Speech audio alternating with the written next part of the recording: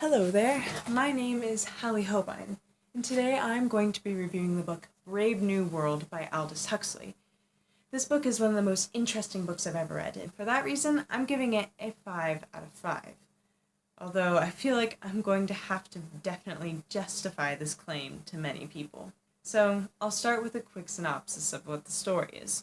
It's a dystopian novel, much like The Hunger Games or Divergent, but being written in 1932, it gives a much different perspective on the genre itself, and it's very interesting to think about how this story, having been written back then, reflects what our modern society looks like.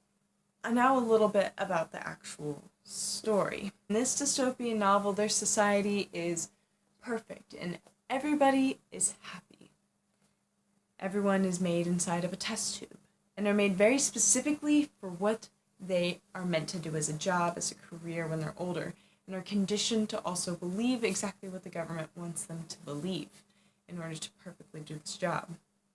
There's a hierarchy of people, with epsilons being at the bottom, being very dumb and can only do very simple tasks that they've been specifically conditioned for, and alphas, who can work at a much higher level of thinking, but again is still very susceptible to everything about the government. However, the lead character in this book is Bernard, who is an alpha and definitely thinks that this society is not perfect and questions it a lot. Characters Lenina and Helmholtz also hold this view and try and look into what the society more means to them and in what ways they could possibly change it. Once the character John is introduced, there's a much more interesting aspect to it, because John is not a test tube baby, and relates much more to what the reader might actually be feeling, and looking into this society as an outsider, because the people in this society, even though they want to change it, they don't realize necessarily what's wrong with it.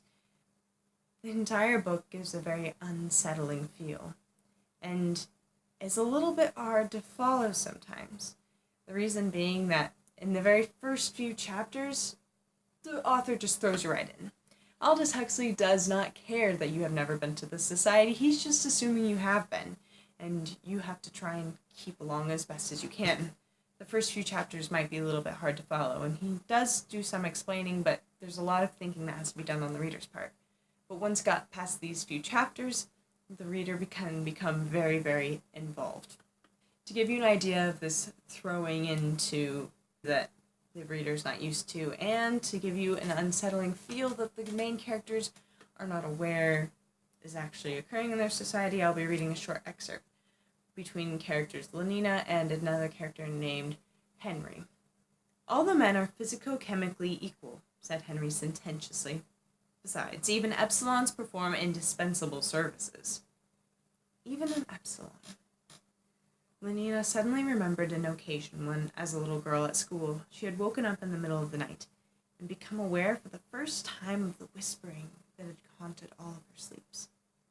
She saw again the beam of moonlight, the row of small white beds, heard once more the soft voice that said, the words were there, unforgotten, unforgettable after so many night repetitions, "Everyone works for everyone else. We can't do without anyone.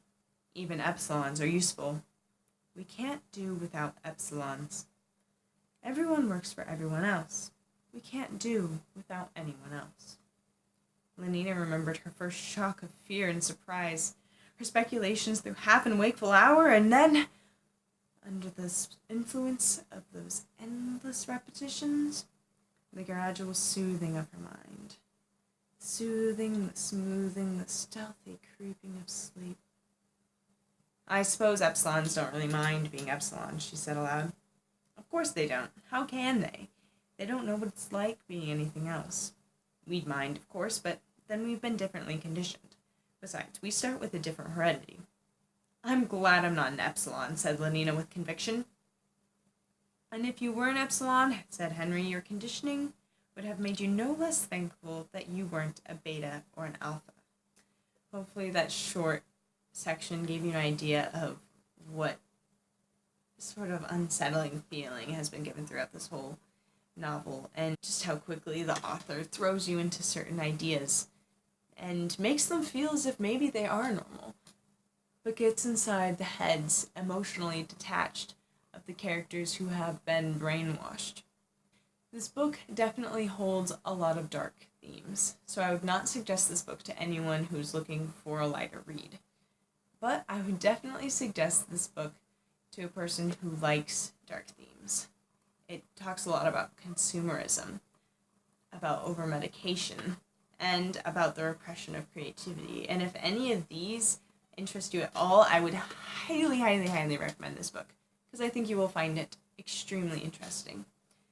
I would also recommend this book to anyone who's enjoyed the dystopian genre.